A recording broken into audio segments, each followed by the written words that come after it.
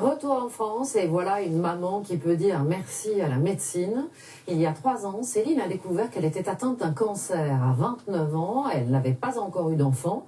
Avant d'entamer son traitement de chimiothérapie, l'hôpital lui a prélevé des ovocytes qui ont été congelés par vitrification. Et il y a 1 mois, une petite Élise est née.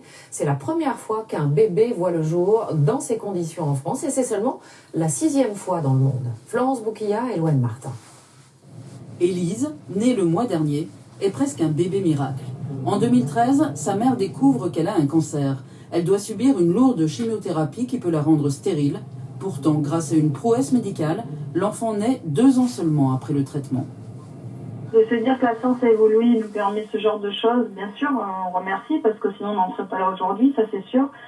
On est conscient de ça et si ça pouvait se généraliser à plus de femmes, ça serait bien. La technique utilisée est autorisée depuis 2011. La voici.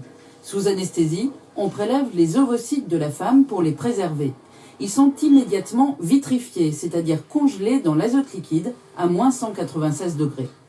Début 2015, une fois la maman considérée comme guérie de son cancer, le médecin donne son feu vert.